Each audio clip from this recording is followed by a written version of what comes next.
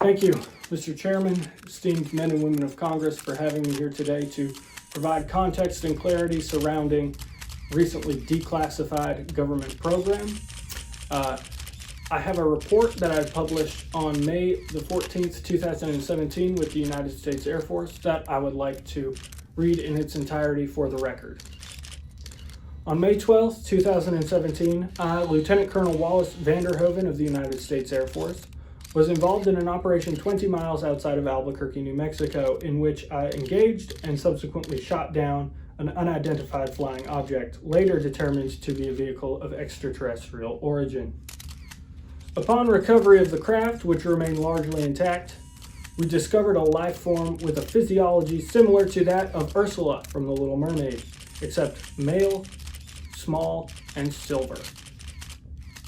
Our superior officers wanted us to try to interrogate the alien for information on how its craft worked. I was asked to participate as I had seen the craft in action. The alien pilot was strapped to a gurney and we were all taken to a CIA black site. Once at the site, we met John Matterhorn, a private contractor specializing in interrogation.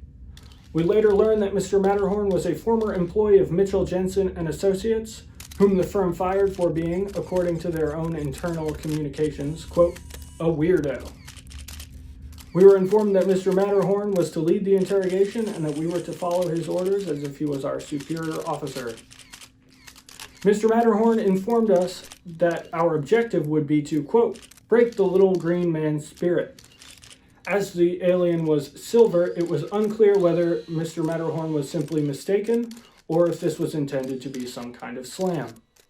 What quickly became clear was that Mr. Matterhorn's strategy for achieving a state of compliance revolved around rude pranks and light sexual harassment.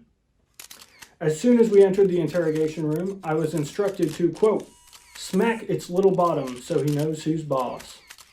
Upon doing so, the alien gave me a perplexed look and I received a big thumbs up from Mr. Matterhorn. A few moments later, I was instructed to, quote, lift those tentacles and see if he has a little ding-dong under there. Again, I complied with the direct order, at which point Matterhorn proclaimed, look at that, little green ding-dong for a little green man.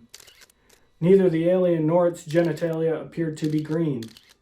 Shortly thereafter, we found what appeared to be the alien's wallet. Matterhorn asked me, quote, he got a rubber in there? Upon finding what he believed to be an alien contraceptive device, he proceeded to poke a hole in it with a tack, and as he did so, turned to me and said, quote, classic, as if this was a stunt he had pulled many times before. He then requested a bowl of scalding hot water be brought in as to place the alien's hand in it to see if the alien would pee itself. I informed Mr. Matterhorn that I believed the method in question required a lukewarm bowl of water as well as the participant to be sleeping, at which point he yelled, I'm in charge, several times while stomping his size 4 Puma sneakers.